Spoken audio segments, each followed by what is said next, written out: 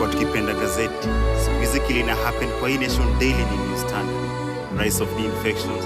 Watu wanahama, bedsitters na lose couples to singles. Hii state sasa imewatenganisha. Sasa wanajua meaning ya kukosa affection, kukosa attention. Tukili ilikuwa naweka at ease, sasa wa set apart. Loneliness inaogopesha kama news alert. Mango kioshago nizo miaka zake mingi, ananihofia kuliko vile mimi namfikiria. Maisha yangu kwake ni precious, hadi ujiuliza kana maintain social distance na demu wangu. Juzi landlord alikuja kuitisha kodi, nilibaki nimemfungia dirisha juu sina door. To make it worse, akaniambia sina inspiration. So aling'oa roof do daily niwe na someone to look up to. God, mimi ni muungwana na najua dhambi za Adam ndo zilifanya mimi na hawa wengine tupitie haya mashine. Kazi tulisimamishwa kama msichana anapita base ya vijana. Maji ilikatwa kwa sisi wapangaji nyumba, tuko 1 meter away kufa na ukame. Nikiona msee ule mumodeni ya Tala na branch, mashida zinaudhi kama mgeni ya overstay na hana mpango wa kulive. Employees wengine wako leave, wengine waliambiwa leave. But where do you go to? Msee hajui culture ndo ongea mbaya kuhusu sanii na hajui reggae ndo roots za kutoa youth kwa mtaa mentality. Kama haujazaa hautajua the fruits of labor ndo toa mama mjamzito maternity. Uliza any youth na takwambia crime doesn't pay, but tumbo kushiba ndo keep temptation away. Uliza any youth na takwambia age was nothing but a number, wazee wakiandikwa kazi kwa vijana. Uliza any youth na takwambia sanitizer ku keep hands clean haitawa stop ku do dirty work juu hapo ndo pesa iko. Waulize.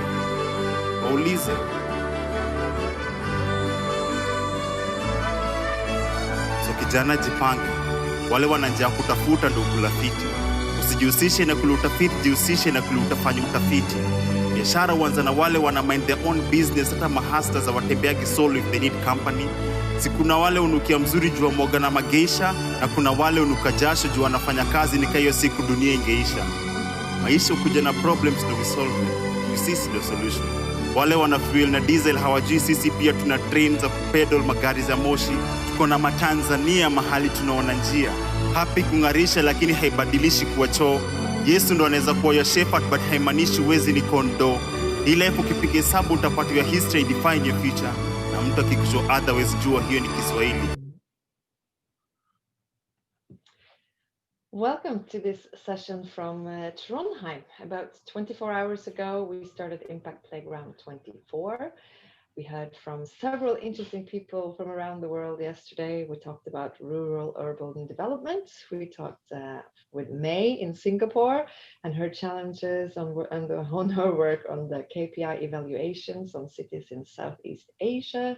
We heard about local voluntary reviews and so on, actually. And after all of this, there was a board meeting at the Norway's Network of Excellence. But today, Christian, we wanted to start with this video made in Kenya. Yeah, wasn't that great? It was a good start. And we want to actually head to Kenya right now and say hi to our friend Solomon Oyalo.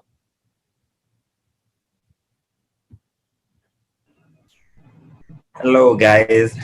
Hey, how are you today? I'm doing good. Could you tell us a little bit about this video?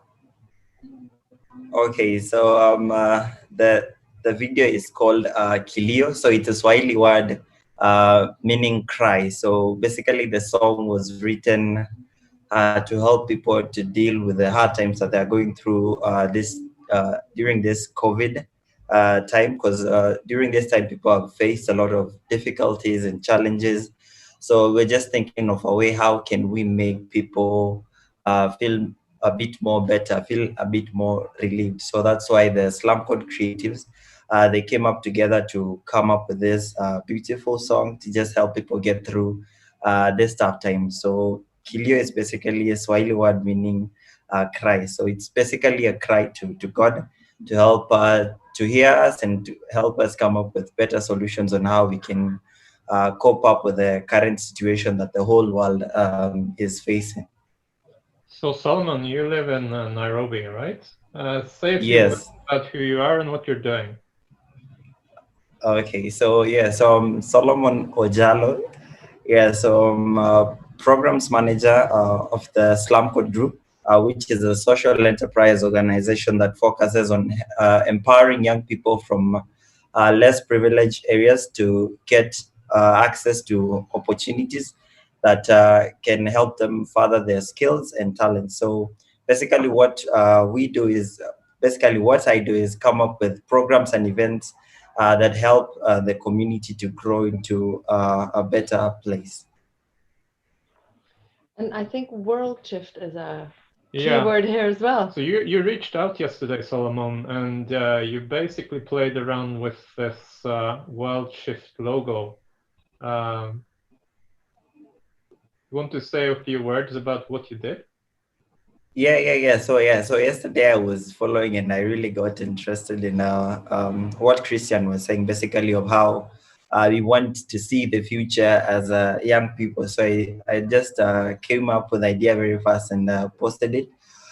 So basically my idea was, because currently what we're doing at the Slum Code Center, basically it's more of programs and projects that can help the community become better, that can help the youth in our communities grow and change and transform.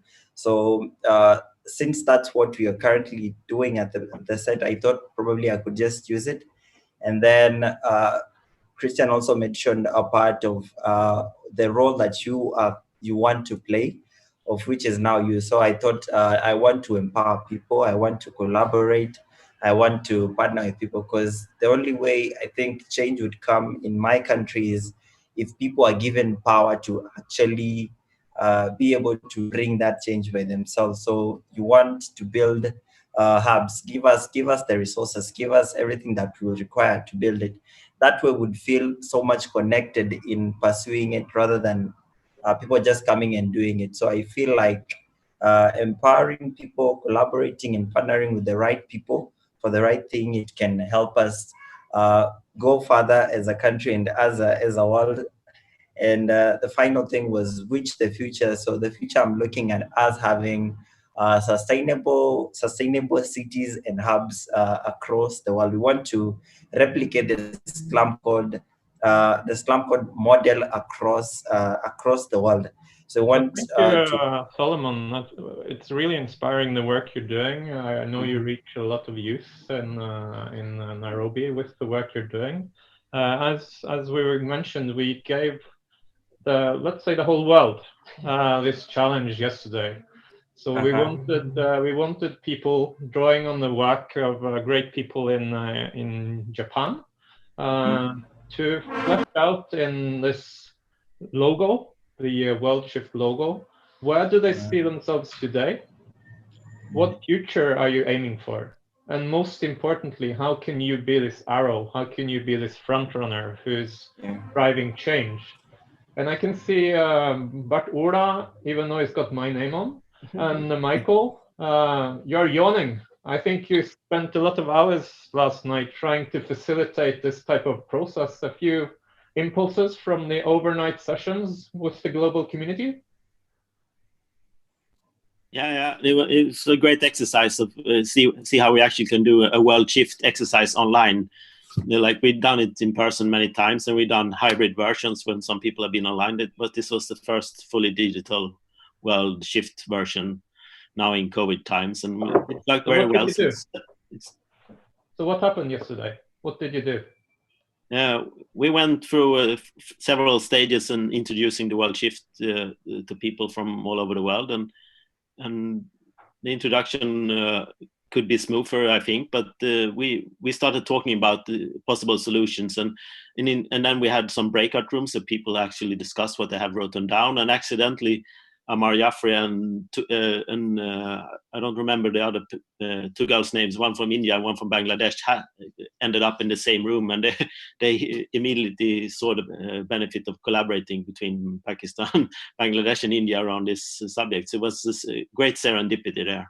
So Michael Cillian, based in Sweden, you're a future navigator, I guess is your title. It says Captain Future on your window. What's this about? It's how we navigate the complex world. How do you make sense of a world that is today? Like there's so much information, so much science, so much stories, so many projects in the world, and no one can keep track on them all. So we need people like me and Bartolas as future navigators who actually navigate this complex world. So who knows who does what and who helps everyone doing it is two questions we try to answer. And we I saw that Sadaf smiled widely when Michael just told about these two people coming together. Is it correct to assume that one of them was you? No, that was Amar Jafri. Okay. Yes, can you hear me now? Yes, we can. Yeah, hi Christian, hi everyone. Hi, I how's missed Pakistan today? Well, I'm in the northern parts of Pakistan right now, and hopefully my Zoom meeting, is fine. Okay, that's why I could not connect you guys last night. I really tried. I had a really bad weather here. It was raining really hard, but nice to be part of the closing dialogue. I just heard the comment from Michael, and I haven't spoken to Mr. Amar regarding the collaboration with India and Bangladesh on SDGs. That would be great. And Christian, as you all know, I'm actively working. The people who don't know me, I'm representing the SDGs Academy of Pakistan. And the last 13th to 15th August, the webathon that we had with thanks to Batola and Michael and other global partners, it was a huge success. Now, what we did from Pakistan side was we linked the Sustainable Development Goals with the Silk Road Initiative, including 64 countries. It was a very good response overall. And the collaboration that I've and my team have made for the last 6 months in more than 20 countries to work in Pakistan on different development projects. Things are a bit slow because of COVID, but slowly and gradually, I think we all are going in the right direction. And hopefully to hear from you all and learn from you all as well on different projects in Pakistan. Yes, Christian, any questions that I can answer? I'm here. Well, we're delighted to have such a, let's say, diverse crowd from at least 3 continents right now. We began yesterday with an overarching theme. Of course, everything we do is related to the Sustainable Development Goals and the potential for sustainable value creation. But yeah, yesterday we focused specifically on leaving no one behind. We tried to crack the code on urban-rural collaborations for sustainable value creation. And we literally began in the rural, right? Barbara, you have a very nice background, and I don't think it's fake. No, it's real. I'm at Stockholm here. It's this amazing place. I'm waiting for a bus now, so that's why, this is life and real. So I'm standing here close to the bus stop. But this is an amazing place. 300 people. They try to renew the life. You can say this house here in the background is a co-working place. It's a bakery. It's a small store. It's a restaurant, event place. Basically, all the services that you need in a small place is tried to packaged here.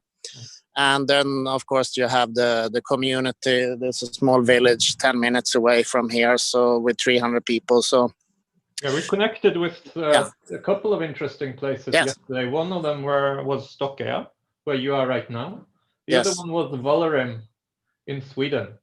It's a town that's literally been crowdsourced, right? Yes, totally.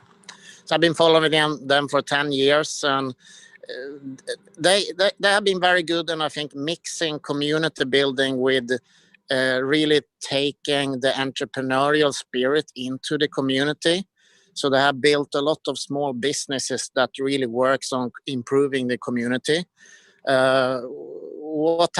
We have been doing with Michael and many others and many who are joining in is, I think, adding to this, what we call the analog or the physical or the local places, also go into the digital spaces, which is very different. Mm-hmm. So in this betweenness between digital and physical local places, you need a bit of new skills, new competences to weave this together. Mm-hmm. So that is like places in Vålerim and Stockholm and Trondheim and Pakistan, and I can say front runners in these new spaces who really what can small places learn from initiatives such as Stockholm or Vålerim? Because obviously it might seem a bit counterintuitive that you establish a prosperous village in the middle of a forest in Sweden, or have an innovation hub at an island of Stockholm, where I guess there are more sheep than people there. Yeah, but I think all these models, they have their uniqueness to learn from. I think what they have done a long time, more than 10 years in Vålerim, is to connect to the world. So you can see what does it mean to connect beyond your own place or region, which is really one of the challenges that you just use the local resources, but they have learned from how you grow business and other initiatives there. Now the bus is coming, so I need to stop for a minute. Thank you, Bartura. So I think one of the interesting things as well yesterday when we talked about rural areas is that at Stockholm there were 300 people. In Vålerim, I think there was like 800. Yeah. Then we talked to May in Singapore, who worked with rural areas with 177,000 inhabitants. yeah, that's So that's it's just small in some- a different that's- context. That's small, which is a big city in Norway. So it's also interesting to see how different we think and how different challenges we have. I just want to comment on the view of Sadaf as well. I quite like her view in the background as well. It's not just nice just in Stockholm, but in Pakistan as well. Yeah, now Yeah. I'm back. Also. Yes, Sadaf, please. Sadaf, you were saying? Yes. Can you hear me now? Is my voice clear? Yep.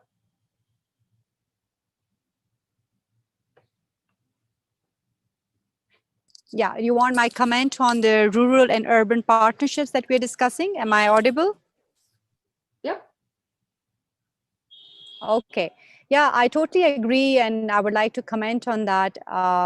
Right now that I'm trying the same thing that you guys, I've learned from you guys following your work, what you guys are doing in Norway. And as I mentioned in the last session that I'm arranging an event on the day after tomorrow over here on SDG 13, which is the climate action. It's in the northern parts of Pakistan. It's called Kalam that I'm here. And it's right now sitting at a resort. It's a summer resort. And I've engaged all the youth and the local community to save the forest. Say No to Plastic Bag campaign we're going to launch soon on the 30th, engaging the local community over here. So we need presence of, like, I totally agree what's missing in Pakistan. I think in these rural areas, we need to come up with these innovation labs or the SDGs academies, trying to open local SDGs academies in this area to work on these projects. And I'm very clear that, you know, the only success stories we will get in Pakistan and other country is that we have to come to these communities in the rural areas and establish a platform where we can connect these local communities to the global world, where they don't have access. Right now, the challenge in this area is the internet facility. I'm trying to attend as many as Zoom meetings I can from here and work, but we don't have a good connectivity. I can't go live. I can't show my work on STDs, like, you know. So we're going to highlight that again in the next coming couple of weeks to the government as well.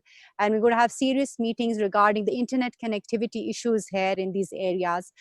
And I think we all should be prepared because the pandemic has changed the dynamics of the world. For the next 2 to 3 years, we all have to go digital, talk to each other like this, like we are in different parts of the world, and implement some smaller projects on sustainable development goals in order to achieve the target of 2030 of United Nations. So we Yes. have begun now to summarize a very long 24 hours. Yeah. So we're literally into the last 60 minutes of that 24 hours. We are talking about sustainable value creation, connecting, as we've just been saying, from Pakistan, from Nairobi, from Sweden, from Stockholm, yesterday from Vålerim, yesterday from Singapore as well. Yep. How local and global communities can connect. Two more topics that we talked about yesterday had to do with connecting citizens and connecting businesses. And we have some more great people that can Yes. help us highlight some of those connections as well. Yeah, one of our guests yesterday was the professor at NTNU here in Trondheim, and we can just say welcome back on the Midweek Months. Yes, thank you. Unfortunately, I cannot get my video to work. So I'm sorry. I hope you remember me from yesterday. But you can hear me well, right? Yeah, we Yes. can hear you Sure. quite well. So how have you been since yesterday, Annemie? Very busy. We've had some amazing new developments and of course, you know, discussions based on the presentation of yesterday. So I'm very excited. So what was the question yesterday put to the steering group committee? Well, as we briefly informed before, there is this opportunity to apply for additional European funding that could support this wonderful work that's already being done in the Learning Society, in the Sustainability Network. And yesterday it was decided that this is a good opportunity and we should definitely go for it. I hope that's at least my takeaway from And it. this is really a more concrete step towards bringing also business on board, right? It is, yes. That was one of the main discussions. We need to make sure that we both address cities, business, research, civil society, politicians, media, all of them together. And well, and all in their own way. So not just think that what we do automatically reflects to others. And you had some good news also for the steering group committee yesterday, because on the one hand, this is very, very complex, but you've been resolving some of this complexity through the adoption and development and testing of a framework for SDG city transitions known as the Bold City Vision. And this, you got kind of a recognition, I guess, from the EU. Yes, so already we got a recognition for this Bold City Vision as one of the very few process innovations on the European Commission's innovation radar. So that this was recognized alongside all of those technological innovations was great. Yesterday, we got another recognition that we've been developing this regulatory framework initiative where we want to work with a lot of European stakeholders and decision makers to create better regulations that can support this transition. And we've been working on this for half a year. We've had many meetings with the European Commission. And yesterday, we got the green light to go ahead with this initiative, officially launch it. And again, this is a recognition that these processes, the cooperation, the talking, the pedagogical frameworks, it pays off. And we are being noticed for it. That this kind of initiative will actually help accelerate. We are now, as we all know, in the last decade of the 2030 agenda. Things take time, and it not just here in Trondheim or in Singapore, but everywhere. There are thousands of cities literally now scrambling to be part of this transition process. How can this type of initiative support this transition, not just in one city at a time, but even at least regionally? Well, are you now asking about the regulatory initiative or about this cooperation? Well, both, yes, they're part of the same coin. Well, we are looking towards bigger framework conditions that could not just help one and one city, but that can help many cities at the same time. So if you have better regional, national, transnational regulations, incentives, funding opportunities, then it makes it easier for each city to actually connect to this and use it for what they needed from in which state they are. So in that way, it's very important. At the same time, the other initiatives, so to start to work towards creating this, getting this European funding to reinforce the Learning Society, that means that we would have much better incentives to work with individual cities. So the cities are already creating their KPIs, they are making a process for progressing in this transition, and we would be able to help them with funding, with researchers, with any kind of support they would need in their own process, So while we then are trying to do the regulations. This is kind of super high level. We're talking about the global and regional politics and guidelines and stuff. And then we know that this will not happen unless we account for people in all of this. True? And yet I know you have, we've been driving you mad in terms of communications and bringing people on board and truly leaving no one behind. Yeah. And we had some progress yesterday made when it comes to citizen engagement as well, right? Yeah. We have the backing of the cities to start doing experimentation with a is it we would call it a citizens' assembly, Ari? Yeah, hi. Yeah, this will be classified probably as a citizens' assembly, yeah. Adil, you're a researcher at NTNU here in Trondheim, and your area of expertise is democratic innovations. I'm not sure everyone know what does it mean, democratic innovations? That's a difficult question, actually. Make it easy. I mean, democratic innovation is basically just innovations to try to look on different ways to include people into decision making, and yeah, that is basically it. So you put a proposal co-developed with SoCentral in Oslo. It was part of the meeting yesterday to the steering group. What was the proposal about? So the proposal is about establishing a national citizens assembly for youths connected to the National Plan for Sustainable Development Goals in Norway. Why is this important, you think? So, I mean, there are many reasons for why this is important. And I mean, so like you could say there are two different things here. So why are we including people and why are we focusing on youths, basically? So why is it important to include people in this kind of questions about sustainable development, for example?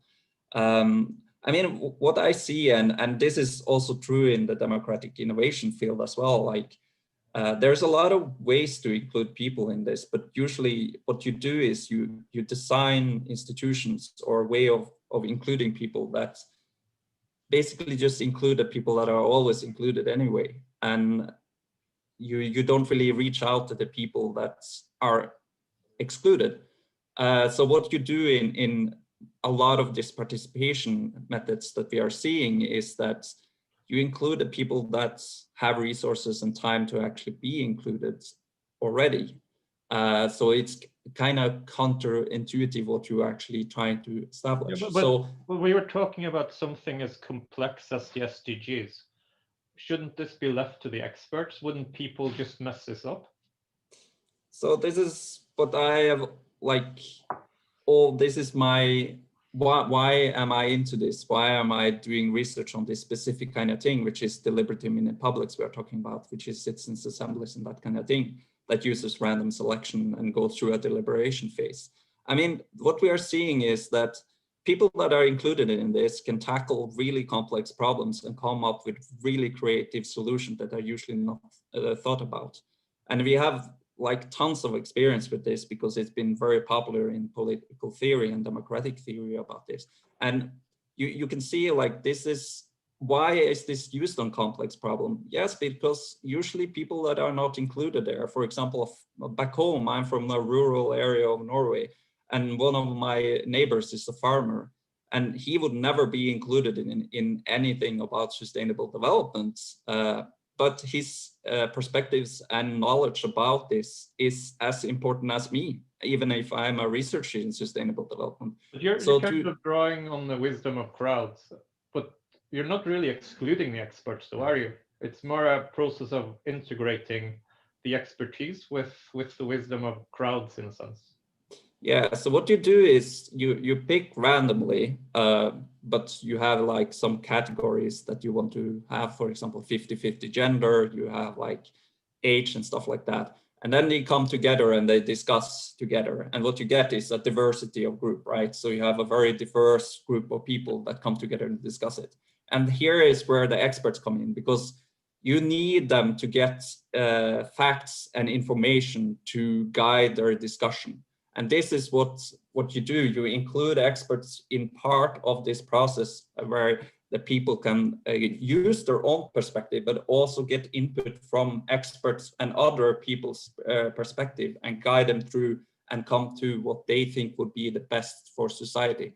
And this is more like a dialogue between the experts and participants. Normal people into experts within a complex domain. And I know, I mean, you've been studying this for a long time, and there are some great examples, even linked to the SDGs, of how these types of assemblies can inform policy innovation.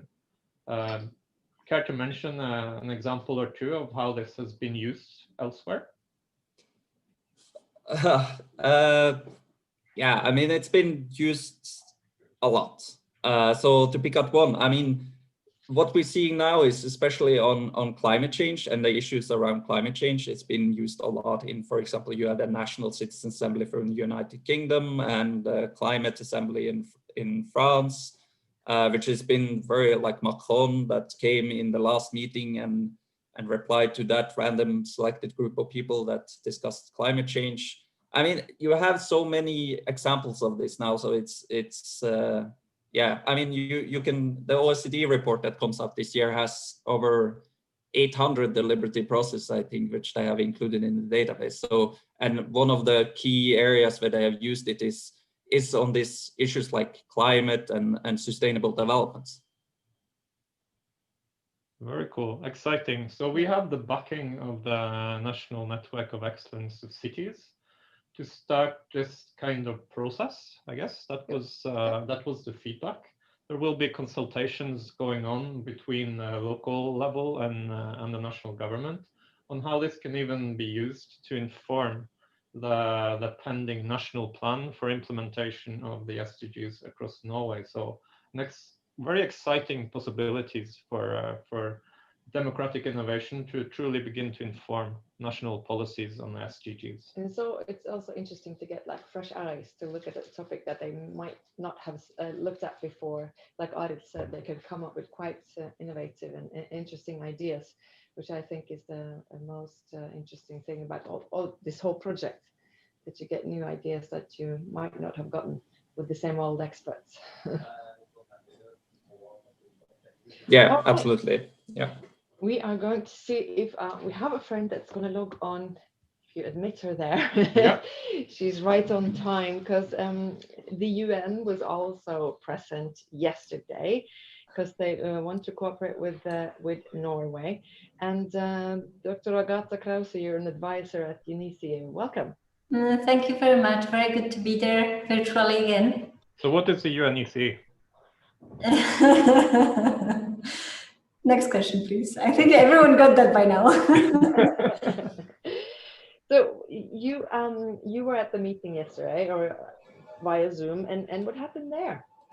Yes, we actually had a couple of meetings via Zoom yesterday. But most importantly, we had a webinar dedicated to UNEC tools produced by UNEC to improve smartness and sustainability of cities on the one side, and on the other side we have the accounts of the cities of Trondheim, Rana, Asker, and Ålesund in terms of how they see themselves moving forward and improving their own smartness and sustainability based on the evaluation against key performance indicators for smart sustainable cities. So that was an account of a process that is ongoing, which is development of sustainable smart cities profiles by ourselves, by UNEC, in collaboration with the cities. So yes, that was happening yesterday. Why do you want to cooperate with Norway? First, I mean, there's more than one reason, that's for sure. I mean, first of all, I mean, from professional and personal experience, I would like to say that I appreciate the work of the municipalities and also the bigger work done by the ministries in terms of moving the sustainable development agenda forward. I think a lot of experts would agree that Norway is it's one of those places where innovation, innovative processes and practices are happening, are generated. And quite recently we had this beautiful example of work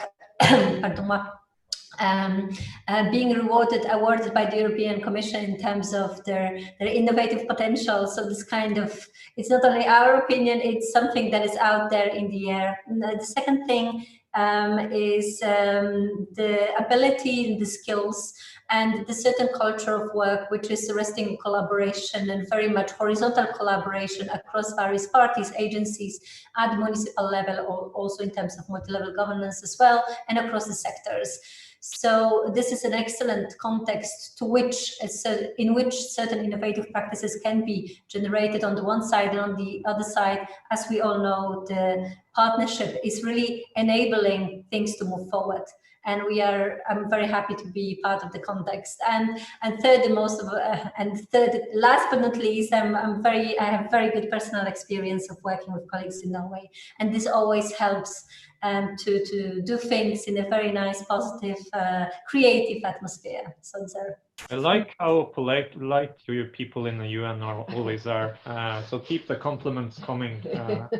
We had some great contributions yesterday as part of your session in the afternoon from cities like Rana, from Ålesund, from Asker.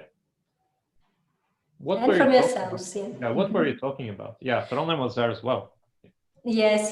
So what we were talking about, the cities themselves were reflecting of where they are against where they want to be and what are the challenges laying ahead. As I told you, and as you know very well, there was an evaluation carried out. Outcomes of the evaluation indicates the areas of strengths and weaknesses of the city, but as we all know, there are limits to such evaluations. But putting that element aside, it provides information to the city about the challenges lying ahead, as I said, about potential areas for improvement. And the cities themselves, yesterday, picked up on these challenges, and what in terms of the content they were referring to was super interesting also for us. They were referring to urban infrastructure such as transport infrastructure, the use of public transport infrastructure, especially access and availability, and also the whole movement towards climate neutral mobility, climate neutral transportation system. So that issue was popping up every now and then. And on the other side was about circular economy and reuse of resources. As we know, what is very specific to the country is on the one side, use of resources, natural resources, which is at relatively high level, and also production of other types of resources such as energy.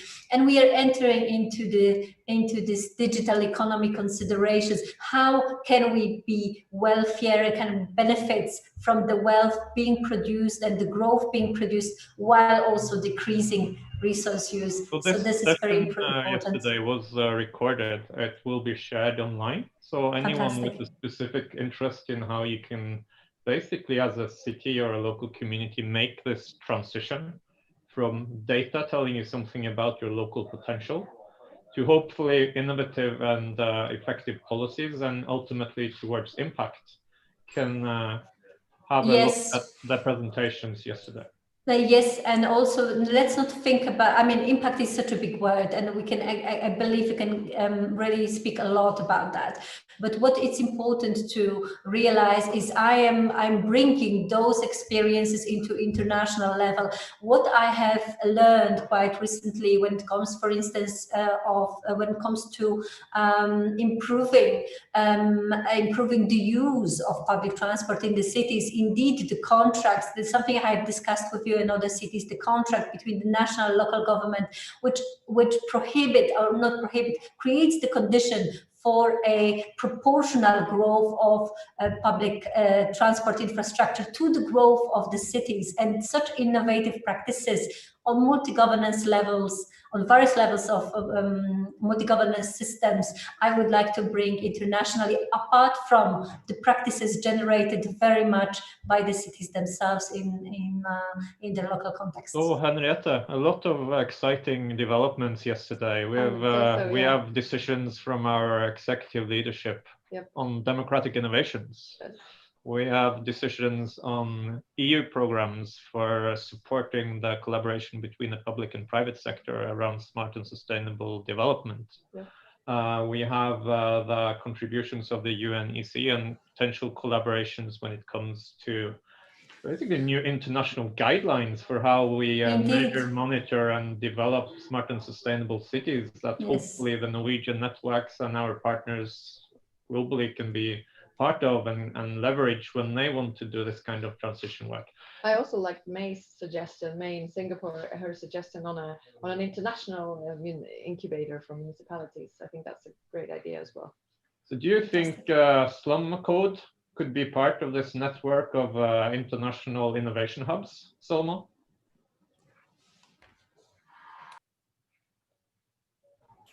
Yes. I think we definitely can. It's a very good idea of seeing how to get the hubs together. So it's a very good idea, and I think would love to be part of it.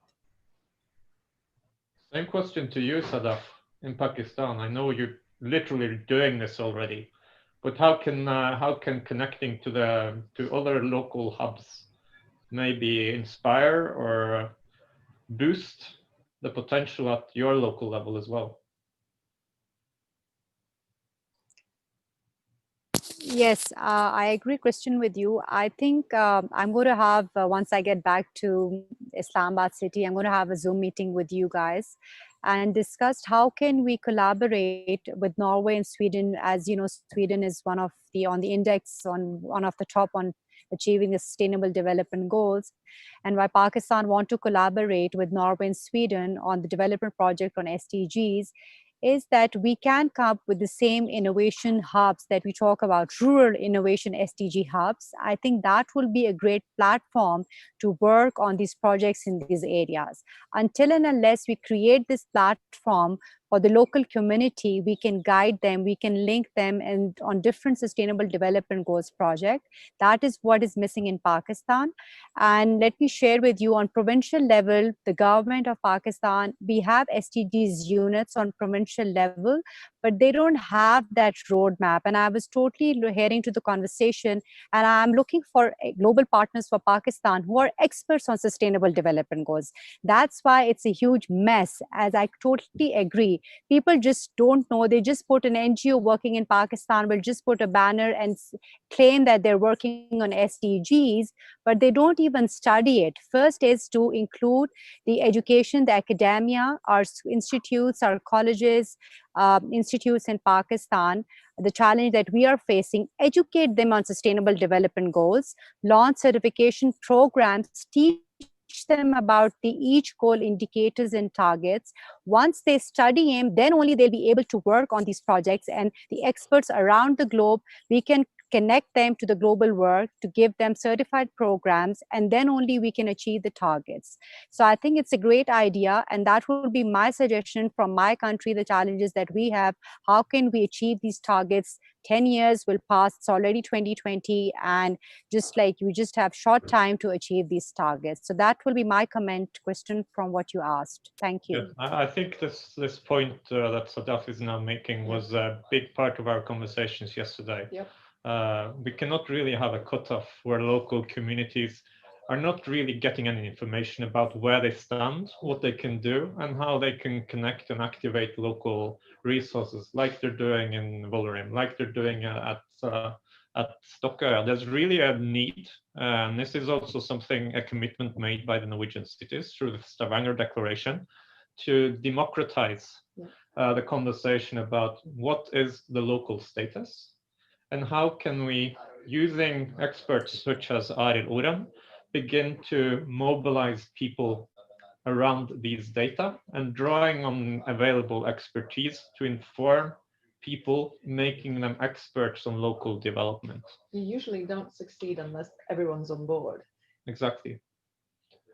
And I think maybe, Annemi, we had at the end of a very, very, very long day yesterday, a big conversation about if we want to develop yet another network or another platform or another collaboration around the SDGs, what would be the cutting edge? What could change? What have we already learned from existing networks? And I know the work that you've been doing already is very people-centric. It is well. No, what we've been discussing yesterday is that there's already a lot of this type of work going on. A lot of it is voluntary, or it's done on like dugnad. So that this voluntary efforts, people extending themselves in order to make this happen. It would be great if we actually then had a proper mechanism where we can link this type of social innovation to, for example, infrastructure investments, COVID-19 recovery packages, and to get that connected to proper funding. still acknowledging the mechanisms that voluntary work benefit from and the benefit they give.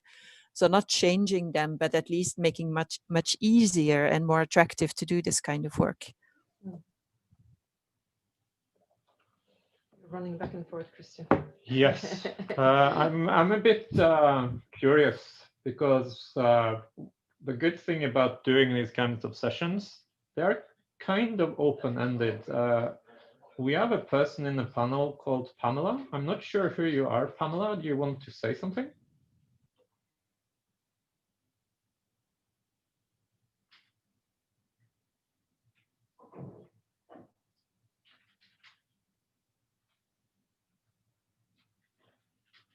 I'll let Pamela speak if she unmutes. In the meanwhile, I think we are moving towards the wrap-up of this session, and we are now being joined by the head of the United for Smart and Sustainable Cities program, implementation program, Kari Aina Eik. Hi, Kari. She's connecting. She's connecting her audio from Vienna this time. So hopefully she'll be part of the conversation shortly as well. Hi, Kari. Sorry. Good, welcome. Yeah. Thank you very much. How are you? We're good. We're having a great wrap-up session from the 24-hour Impact Playground session here in Trondheim with a global crowd of entrepreneurs and spirited people doing great stuff at very many different levels. Yeah, it's been 23 hours of sustainability all around. Yeah. You were part of several conversations yesterday, and both the pre-sessions as well as listening into the steering group meetings. Any afterthoughts? No, I'm just like, you know, I'm just humbled by all the fantastic experience that we are and all of you are able to gather. So, I mean, from all over the world, but also from the Norwegian project that is happening now and all the effort that's happening on the city side. So, yeah, and I think we are on the right track. There's a lot of things happening. So it's a little bit overwhelming, I think, for a lot of people. But I think for everyone, you will find something that is really interesting for you and big potential for, you know, working further or to see that you can be part of a system that is working on multiple areas at the same time, because that's what it's about. And then, of course, to have a red thread through all of those things. But yeah. We have talked a lot about people so far. Annemie is making important contributions to the work on linking of businesses and creating possibilities for sustainable value creation. And I know your particular interest in the SDG agenda is linking the private sector to the SDGs and to opportunities for local development. What's next on your agenda when it comes to promoting this type of initiative? Yeah, I mean, we have seen now how fantastically the cities and the municipalities and the regions are gathering together in the network, the Sustainability Network of Norway. And now I'm working and we are working together with the business side in Norway to see how we can do the same for the private sector. Do the businesses care? Are the businesses interested? Do they care about this? They are very interested. Do they see the relevance of the data that all these cities spend time collecting? That's the interesting part, because it's not like our idea to, I mean, of course, we have an idea to gather these things together, but it's actually coming from the pressure of the private sector to organize it in a better way. So we cannot sit and talk to one company currently. It's too many who are interested to know about this data and how they can be involved in the process in the cities, and can they go to Ålesund, can they go to Trondheim, you know, so we need to organize this in a better way. So that's what we're trying now, to set up a system where we are actually linking the private sector to the city network and municipal network in a good way. So we will work on this now the next months. I guess as we wrap up this session on sustainable value creation, on global, local, on urban, rural, on connecting people and businesses to the SDGs. The question still remains what you see today and what do you see in the future in terms of the potential for a world shift. How will you be part of this world shift? How can you put yourself on the map? And in the words of Bart Ola as well, how can you be part of this learning society? How can you be this front runner? And I guess one of the things you can do, and this was part of our initial invitation yesterday, is put yourself on the map by filling in the World Shift logo. Say something about what you see where you stand, what you would like to see as a desired future. But more importantly, I guess, Henrietta, is nothing really happens if no one does anything, right? No, and I think that I think it's good to remember that just if everyone does a little, it will still help. That we're just all part of a big group, and if just everyone makes an effort, even that's just going to help.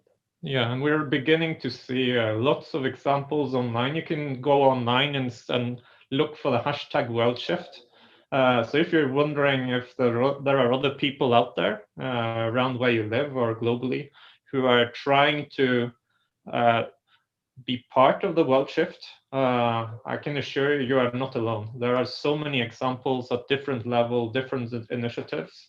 So symbolically and for even your own peace of mind, please do post your own World Shift logo online using the hashtag World Shift as a way to connect the local to the global and be part of this movement towards the SDGs. I see Michael added something to the chat as well about that.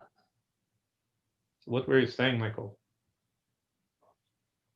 Added 4 shortcut links to Instagram, Twitter, Facebook, and LinkedIn for searching for the World Shift.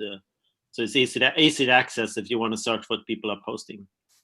Perfect. Thank you for that, Michael. And yeah. Yeah, I think this is a good time to wrap up. But if anyone wants to say something or wants to share something before we log off, then please do. Yeah. What's next from all of you in one sentence? What happens tomorrow? Should you start with Solomon? Yeah, where are you going today or tomorrow, Solomon? Yeah, so for me, I think it's very simple. So currently, I'm working on I'm just living by, let's say, how can I call it? It's like a principle. So we create, innovate, and dominate. So that's how I'm just choosing to try and bring change right now. I want to create, innovate, and then dominate. Yes, thank you. Sounds ambitious. How about you, Agatha? What's next on your agenda? Yes, thank you, Christian. What next in my agenda? Working better and promptings, working better towards really applying the principles of multi-level governance, and not the principles per se, but really working in a multi-level governance way, multi-governance manner, inducing change among people around me to promote this kind of approach to urban development. I believe that coming from within, multi-level governance to push things forward. So Annemie, you have a very ambitious application that you're working on. So what's next for you? Well, during the past few days, we've heard a lot of wonderful people, activities, references to things happening all around the world, trying to pull them together and make a plan for how we can connect them and build on these to get to apply for that European funding, so that the European funding can strengthen all the work that's already going on and not, create something different, but to actually support what is already going on here. So Ariel, you want to democratize the process of developing a national action plan for Norway. Where do we begin? How can people become part of this movement or a citizens' assembly? As participants, you mean? Yeah, I think a lot of people will be excited to become experts on sustainable development. Well, then they have to look out in their mailbox and pray that they will be lucky enough to be selected in the lottery, basically. Who knows? You might become friends with Ariel one of these days. So, Bartolda, what's next for you? Are you going swimming?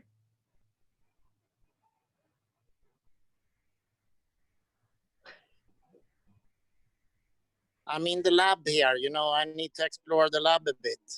I'm going back soon. I'm speaking with entrepreneurs. Oh, yeah? Here's the bakeries. I wanted to show a little bit from this future lab.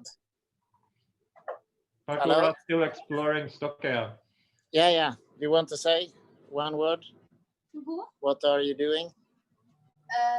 Right now I'm making production for tomorrow. Yeah. How is it going? Good? Everything is going fine. Yeah. And you are from, where do you come from? From Italy. Yeah. And now you're living here at Stockholm. Yes, my boyfriend, yeah, which is the baker. Yeah. So the baker from Stockholm. Yeah. Do you enjoy? Yeah, it's very nice here. Yeah, I really like it so far.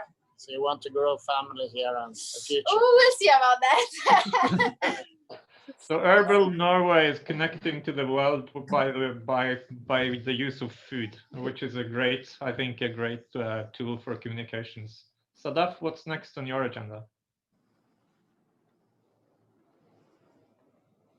My agenda is actively working on the SDG 13, which is climate action, SDG 4, quality education, and SDG 3, which is good health. And we're going to announce the agenda soon. It's a very ambitious plan for March 2021.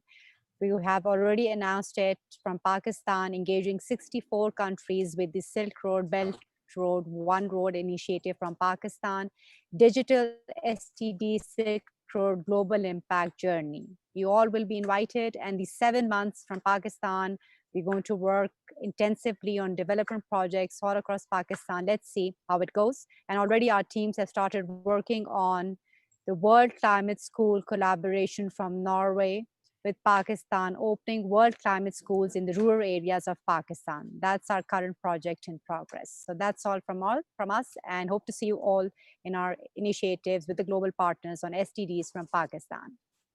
Thank you, Sadaf. How about the captain? What's next for the captain?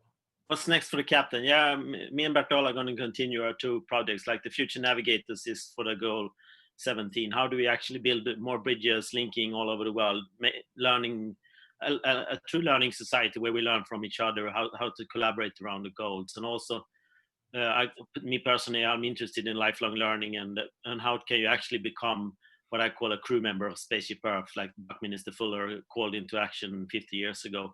How do we see ourselves as global citizens, and how do you adopt an identity and learn what we now call in the 21st century skill, empathy, creativity, curiosity, collaboration, leadership, and all these kinds of things. And I do that for my Ikigai 4.0 model, so I'm going to explore that further as well. So. So Kari, I mean, with this type, this is literally the tip of the iceberg. Imagine the energy out there, all these great people, initiatives, organizations, all these resources. I know you're struggling and have been for a long time to make sure that we can, as a global community, capture some of this initiative and activate this in the service of the SDGs. And you're developing a United Cities initiative to at least begin to mediate some of this work, and thinking very hard about what it takes, what kind of leadership applications are needed, what kind of digital tools are needed, what kind of mind shifts or world shifts are needed. So what's next on your agenda in developing an idea of uniting cities? Yeah, I think we worked so many years now on this city, topic and sustainability, and the goals have been around for 5 years. And I think we have all the elements, and we have, as you said, so many different possibilities and tools and amazing initiatives and people out there. But we need to gather this together now in a much more consistent way and much quicker.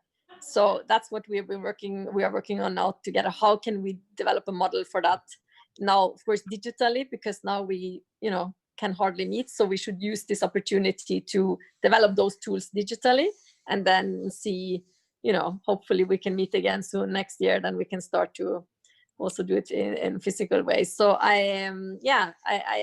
we just need to move on and get this together in a good way. Thanks, that's the plan. thanks everyone. I guess, Henrietta, I would really like to hear that song again. That the song called Innovation People are sharing with the world. So we began with the song from Nairobi. Let's end this session with the song from Nairobi as well. Thanks for joining. Bye.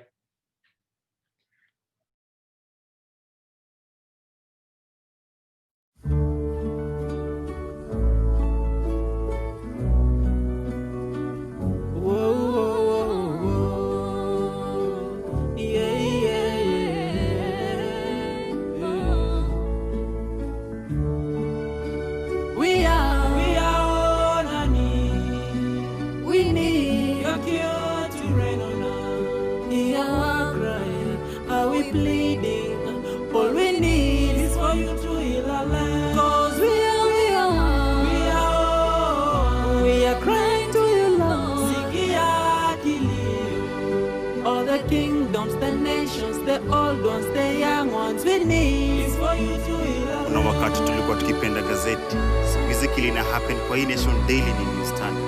Rise of the infections, watu wanahama bedsitters na lose couples to singles. Hii state sahii watenganisha, sahii wanajua meaning ya kukosa affection, kukosa attention. Tukili ilikuwa naweka at ease, sahii wa set apart. Loneliness inaogopesha kama news alert. Mango kioshago nizo miaka zake mingi, ananihofia kuliko vile mimi namfikiria.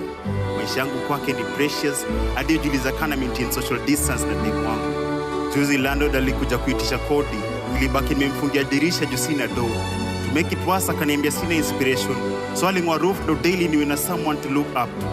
God, mimi ni muungwana na najua dhambi za Adam ndo zilifanya mimi na hawa wengine tupitie haya mashine. Kazi tulisimamishwa kama msichana na kitabezi ya vijana. Maji ilikatwa kwa sisi wapangaji nyumba, tuko 1 meter away kukufa na ukamwe. Nikiona msee ule mumodeni ya Tala na branch, mashida zinaudhi kama mgeni ya overstay na hana mpanga kulive. To employees wengine wako leave, wengine waliambiwa leave. But where do you go to? Msee hajui culture ndo ongea mbaya kuhusu sanii na hajui reggae ndo roots za kutoa youth kwa mtaa mentality. Kama haujazaa hautajua the fruits of labor ndo toa mama mjamzito maternity. Uliza any youth na takwambia crime doesn't pay, but tumbo kushiba ndo ita temptation away. Uliza any youth na takwambia age was nothing but a number, wazee wakiandikwa kazi kwa vijana. Uliza any youth na takwambia sanitizer ku keep hands clean haitawa stop ku do dirty work juu hapo ndo pesa iko. Waulize.